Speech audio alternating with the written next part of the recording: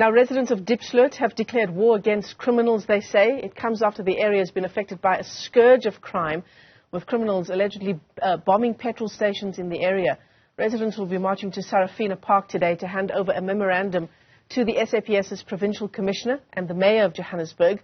Newzroom Afrika's Zola Sholwana is in the community for us and joins us live. And Zola, that issue of the petrol station being bombed is just one of the latest incidents in a whole range of crimes that have beset that area, including rape and murder.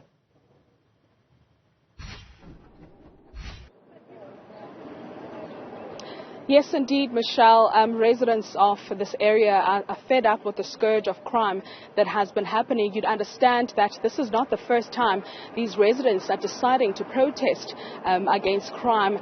There's been an incident where they broke down, shacks that were believed to be harboring criminals in the area, and we are told that that did not yield positive results, as they will be going on the streets again, raising their frustration, basically saying that they feel like this area has been neglected by the police because seemingly criminals have used this area as their playground for crime. And I'm joined by a community leader. Sir, thank you very much for your time.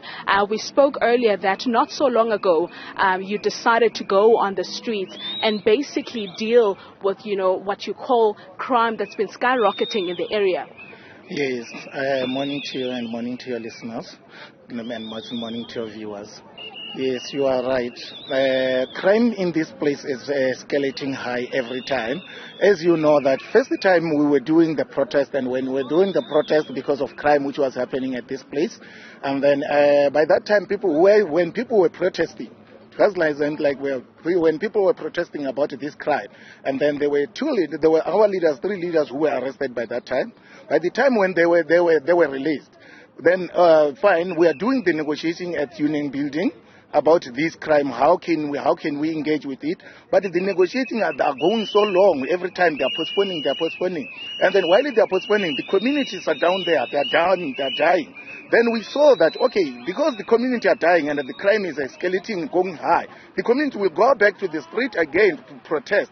While we still, even if we are saying we're still doing the negotiating with the minister at the Union Building, then we decided let's do a peaceful march, of which we will be speaking to the ministers, of which we will be speaking to General Mawena, of which we can speak to the MEC about the crime which is happening in this place.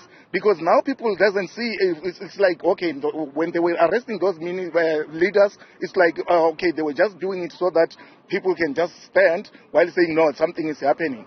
That's why we saw that anytime people will be going back to the street, then we said, no, let's do a legal march. Thank you very much for your time, sir. Now they've started mobilizing, some of the residents. Michelle, he has mentioned that they have attempted to be in communication with the relevant officials to possibly come up with a solution of dealing with the scourge of crime in this particular area, but that has yielded no positive results, as you might have heard him saying that, crime has been escalating the area, and they've promised that they will be intensifying these protests should there not be changed. Today, later on, they will be meeting. They're hoping to meet the executive mayor of the city and also the commissioner, General Mawela, to hand over their memorandum. Zola Sholwana is live to us there in Diepsloot. Thanks very much indeed for that update.